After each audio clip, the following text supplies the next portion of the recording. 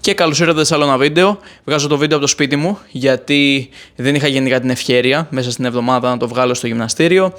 Θα μιλήσω λίγο για την εβδομάδα και θα καταλάβετε γιατί τα λέω αυτά. Αλλά πριν μιλήσω, πάμε λίγο να δούμε ένα edit που έχω κάνει για το πώς πήγε Day 1 και Day 2 και στην πορεία θα σχολιάσω λίγο για το πώς πήγε γενικότερα η εβδομάδα.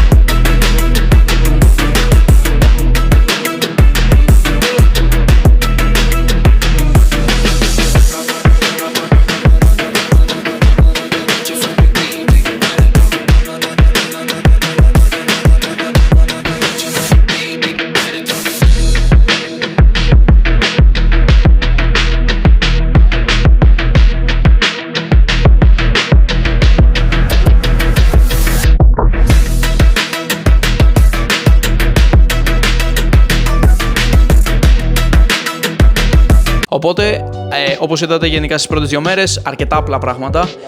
Δεν είχα κάτι το οποίο ήταν υπερβολικά απαιτητικό και είναι παράδοξο αυτό που λέω, γιατί ουσιαστικά έκανα τα νούμερα του αγώνα σε squat και άρσης και όσον αφορά τον πάγκο, δεν έκανα τα νούμερα του αγώνα, έκανα 12,5 κιλά κάτω, αλλά ήταν υπερβολικά εύκολο όπως και να έχει.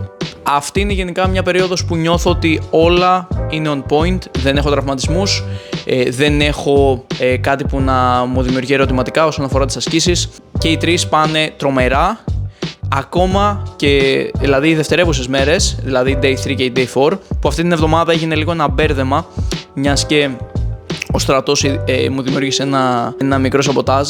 Στην πραγματικότητα εγώ θα έπρεπε να κάνω, όπως γενικά είναι η δομή μου, pin squat και πάγκο tempo την Πέμπτη και μετά να κάνω την Παρασκευή 3 count και άρσεις με παύση, αλλά αυτό που αναγκάστηκα να κάνω, επειδή hot take πήγα να φάω κράτηση, και δεν ήξερα αν θα κάνω τέταρτη προπόνηση. Ουσιαστικά πήρα το pinch squat, την άρση και το 3 count και τα έκανα στην day 3 και το hack squat που ήταν σαν accessory και έκανα και κάποιες ασκήσεις πλάτης. Γενικότερα η day 3 μου πήρε 4 ώρες. Μου πήρε πάρα πολύ ώρα. Ήταν υπερβολικά κουραστική προπόνηση και γενικά παρόλα αυτά πήγε πολύ καλά. Πήγε όλη η προπόνηση πολύ καλά. Δεν είχα δηλαδή κάποιο παράπονο ως προς την εκτέλεσή μου, ως προς τις επιδόσεις μου. Η αλήθεια είναι ότι η day 4 μου έσκασε πάρα πολύ άσχημα. Δηλαδή είχα να κάνω κάποια υπολοιπόμενα accessories και είχα να κάνω και το tempo, το οποίο κανονικά ήταν προγραμματισμένο για την day 3 και ήρθα πάρα πολύ κουρασμένος. Βγήκαν σε ικανοποιητικό βαθμό, αλλά όπως και να έχει αυτή τη στιγμή έχω πολύ κόπωση, έχω κοιμηθεί χειρότερα από οποιαδήποτε άλλη εβδομάδα. Όλοι οι ύπνοι μου μέσα στην εβδομάδα είναι της τάξης 2 με 4 ώρες. Γενικότερα λείπει και ανάρρωση από πάνω μου, αλλά τώρα εντωμεταξύ, by the way, είναι Σάββατο 14 Μαρτίου. Γενικότερα θα έχω, θεωρώ, ένα εύλογο διάστημα να ξεκουραστώ, που ουσιαστικά είναι γύρω στις 36 ώρες αυτή τη στιγμή. Αλλά, γενικότερα αυτό είναι το οποίο έχω να δουλέψω αυτή τη στιγμή. Θα κοιτάξω να πάρω όσο καλύτερη ανάρρωση γίνεται, γιατί τη Δευτέρα μπαίνουμε σε βαριά καθίσματα. Δεν είναι κάτι βέβαια το οποίο με αγχώνει. Γενικότερα νιώθω υπερβολική αυτοπεποίθηση σε όλα τα lifts. Νιώθω ότι ξέρω ακριβώς τι πρέπει να κάνω σε κάθε lift και νιώθω και πολύ καλά μυοσκελετικά και νευρομυϊκά. Θα έλεγα δηλαδή ότι δεν νιώθω ούτε καμένος ούτε τίποτα τέτοιο. Πάντα νιώθω καμένος βέβαια στην day 4, που αυτό δεν με απασχολεί απαραίτητα γιατί είναι δευτερεύουσα μέρα. Πάνω στη συνολική εικόνα της εβδομάδας, αν βάλουμε τα βαρύτερα πράγματα που έχω κάνει σε κάθε άσκηση, με volume PR σε squat, με μια πολύ συντηρητική μονή στην άρση και με ένα 3 count στον πάγκο, το σύνολο της εβδομάδας βγαίνει στο 5.45. Γιατί το αναφέρω αυτό? Γιατί στην Πάτρα το σύνολο ήταν 5.50.